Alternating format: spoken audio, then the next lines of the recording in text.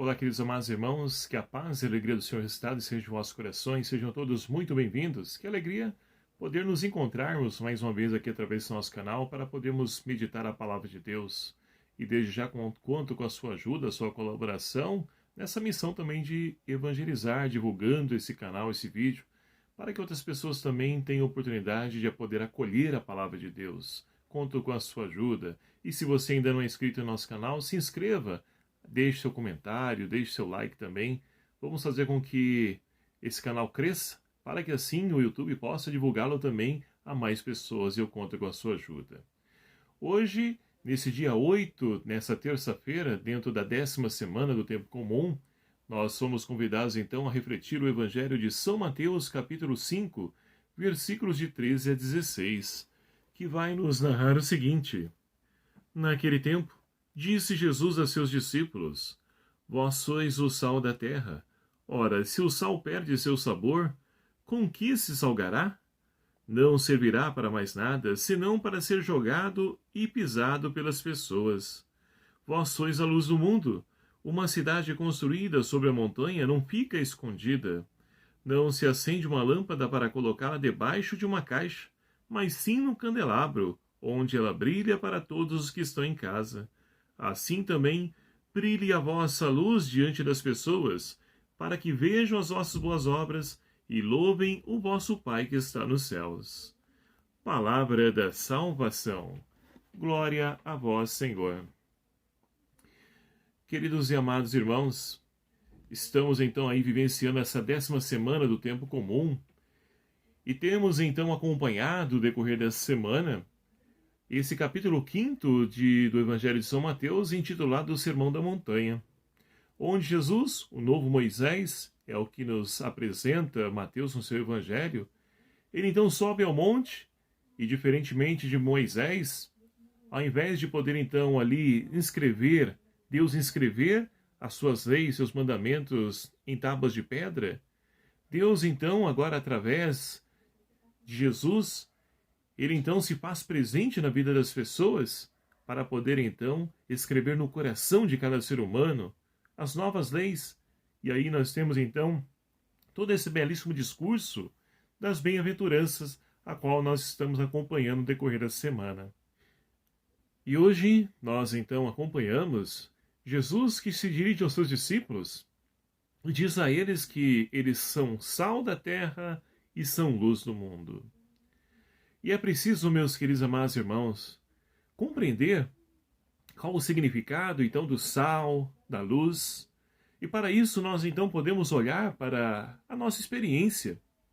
Se nós, então, voltássemos no tempo, há uns 30 anos atrás, 40 anos talvez, nós, então, não existia aquela questão da geladeira para poder preservar os alimentos. E o que as pessoas faziam, então, para poder, então, conservar os alimentos? Eles salgavam. Daí tem origem, né? Aquela carne seca, carne de sol, como nós conhecemos. Então surgiu daí essa necessidade de poder, então, utilizar o sal como conservante, conservar os alimentos. Então Jesus, ao se dirigir aos discípulos, ele, então, diz que eles também são sal. E o sal para poder conservar o sabor, os valores no mundo. Então é essa a intenção a qual Jesus se dirige aos discípulos e hoje a cada um de nós. Nós que fazemos a experiência desse amor, dessa misericórdia de Deus, somos chamados a podermos então fazer com que outras pessoas também façam essa mesma experiência, se encontrem com esse Deus que transforma a nossa vida, que dá sentido à nossa existência. E se olharmos para a realidade hoje, nós vamos perceber o quanto os valores estão sendo descartados. E o pior de tudo isso é que são trocados por coisas que não edificam, pelo contrário, levam o ser humano à perdição. Então nós precisamos, meus queridos amados irmãos, fazer com que os valores permaneçam, valores que edificam, valores que solidificam a vida do ser humano e principalmente as nossas famílias. Então é nesse sentido que o sal de conservar esses valores, Mas o sal também serve para poder dar sabor. Aqueles que sofrem de depressão sabem muito bem o quanto é ruim a gente comer uma comida sem o sal. Fica faltando algo. E assim também o cristão, ele é chamado a poder então dar sabor a essa vida, a esse mundo. E o que nós temos então feito da nossa vida? Como nós temos vivido? Temos dado esse sabor ao mundo? E o sabor, meus queridos amados irmãos, ao mundo se dá através então da partilha, da solidariedade, da misericórdia. É assim que nós então somos chamados a viver, para que assim, agindo dessa forma, e aí nós vamos compreender a luz. Nós, quando estamos em casa, e principalmente em época de chuva, fatalmente, um momento ou outro vai cair a energia, vai vir a faltar a energia, e nós vamos ficar no escuro, sem luz. E sabemos muito bem o quanto é ruim nós então caminharmos sem essa luz para poder saber onde estamos pisando. Sem ela, estamos fadados o quê? A cair, a tropeçar, pisar no buraco, em lugares onde não podemos, onde não devemos andar. Então a luz, a qual nós, cristãos, somos chamados a irradiar, serve para poder iluminar a vida de tantos irmãos que estão aí caminhando nas trevas. Irmãos que estão caindo nos buracos da droga, da sexualidade desregrada, do adultério e de tantas outras coisas. Corrupção, injustiça, poderíamos elencar várias coisas, de várias atitudes de trevas, e nós precisamos então levar essa luz de Cristo para que outros irmãos possam também vir para a luz e saiam das trevas. Mas tudo, meus queridos amados irmãos, e Jesus insiste nisso, deve ter o quê? Um equilíbrio. Porque sal demais estraga a comida. Serve para nada, só a não ser jogado fora. E luz demais também cega as pessoas. Então a nossa vida enquanto sal e luz deve ser uma vida de equilíbrio. O meio termo. Para que assim nós possamos, na medida certa, dosar a vida de todos aqueles que estão à nossa volta. A primeira leitura de hoje, extraída do livro dos Reis, nós temos então o profeta Elias, que também nós estamos acompanhando na primeira leitura dessa semana. E Elias, então, ele é um profeta que vem divulgar, ou melhor dizendo, que vem anunciar a santidade de um Deus, o Deus de Israel. Só que está em conflito o quê? A idolatria, porque o rei Acaz, justamente com sua esposa Jezabel, estão propagando a idolatria, os ídolos, outros deuses. E Elias, então, é aquele que vai combater toda essa idolatria, e por isso está sendo perseguido.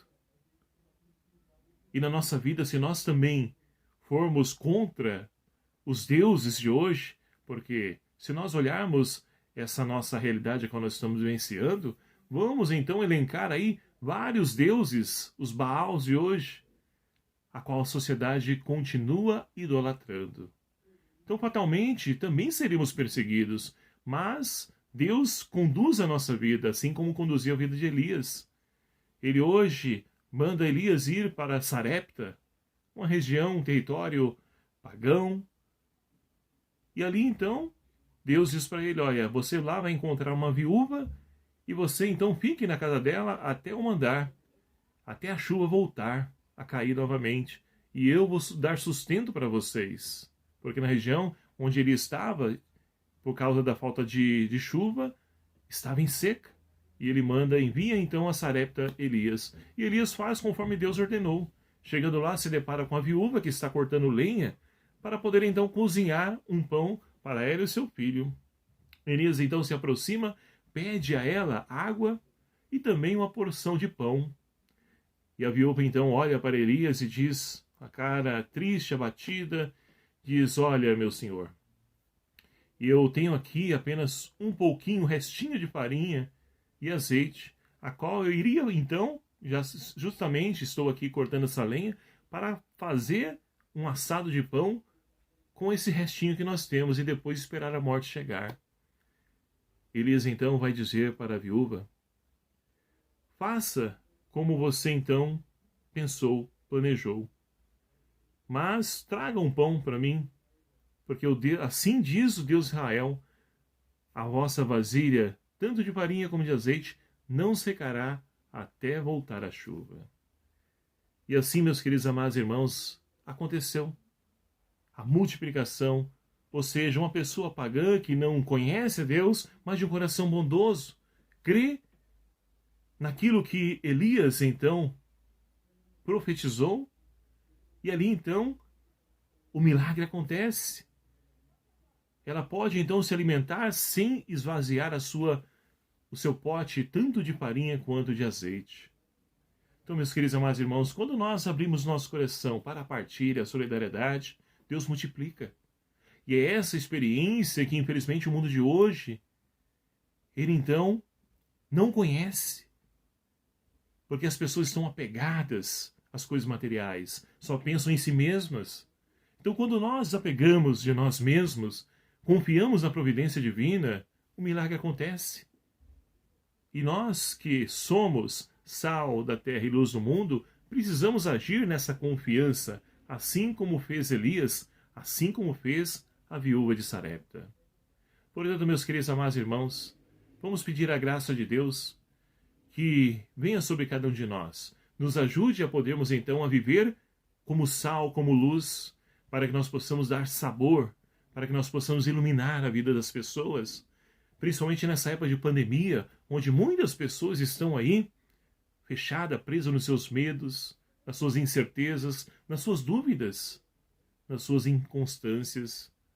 Que nós possamos ser sinal de Deus na vida desses nossos irmãos e irmãs, para que assim a providência divina nos acompanhe e que a graça de Deus se faça presente na vida de todos aqueles que se abrem a essa proposta de vida e salvação a qual o Senhor veio ofertar para toda a humanidade.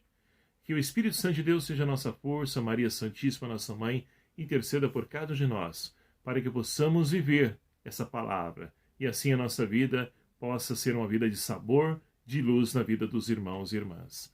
Louvado seja o nome do nosso Senhor Jesus Cristo, para sempre seja louvado.